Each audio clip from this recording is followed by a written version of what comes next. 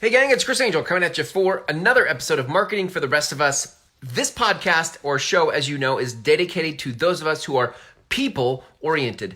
People-oriented. And isn't that interesting in light of this particular episode where we're talking about a people-first approach to your programs? Okay, let's unpack it, shall we? Here's the thing. Inside of this digital world we now live in, it is very common to have courses. I use Kajabi, by the way, as a website which hosts my courses for me. It is so common to have community online.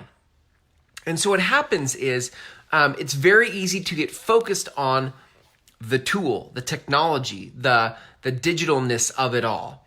And so what happens is we go out and we start trying to think of ways to play with the tool. We're like, oh, I could build a course for this, or I could do this with technology.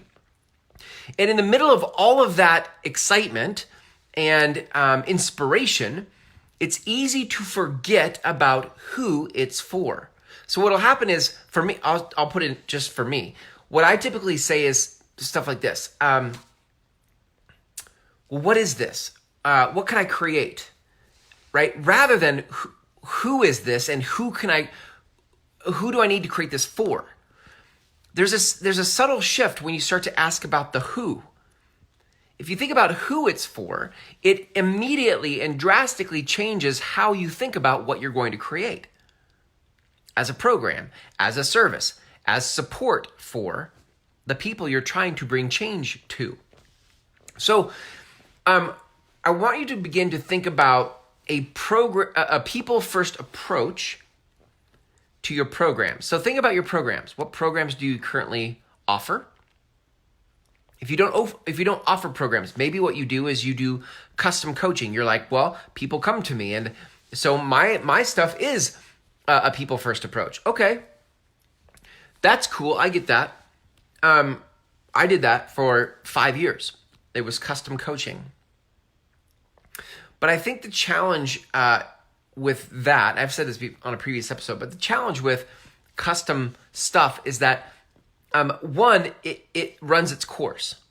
In other words, at some point, because everything is so custom, you can't create scale.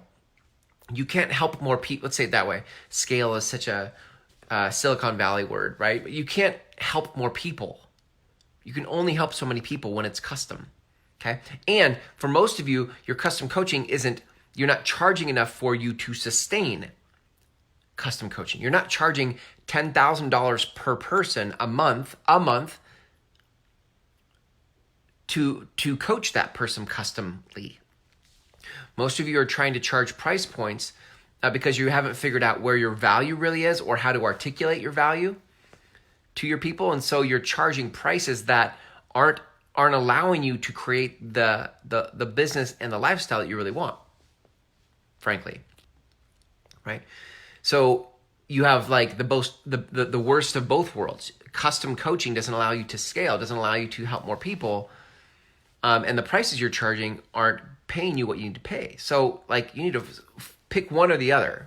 If you're gonna go custom, this is a total side note, by the way. If you're gonna go custom, you gotta charge way more.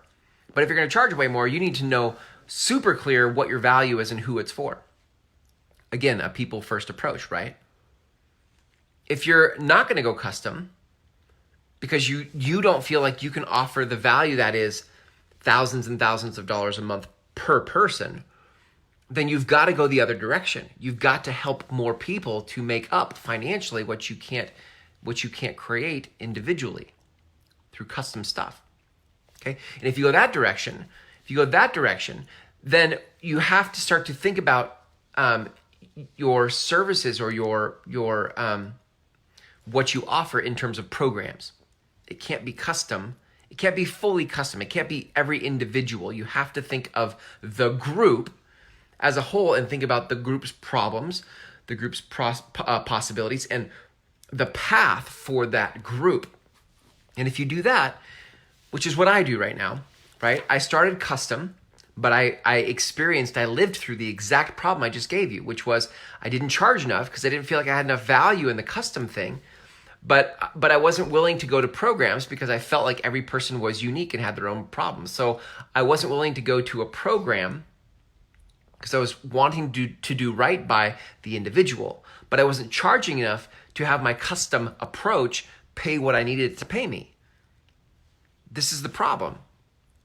So if you go towards the, okay, I'm not going to do the custom thing where I have to charge thousands of dollars per month per person.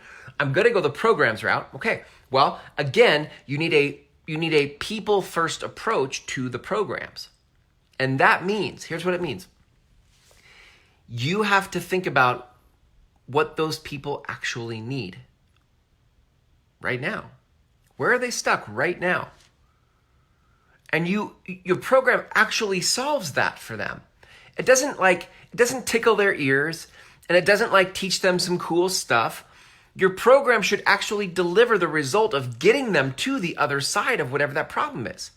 That is a people first approach. And I'm telling you, the future of marketing, the future of business is not technology. The future is not tools. The future is people. The future of business is people. And for those of us that understand that and get that, you're going to find that we will have the lion's share. We will be the ones invited to sit at the table with people who want to make change in the world. Tools are a fast road to the bottom of price. Tools can be commoditized. Tools are commodities.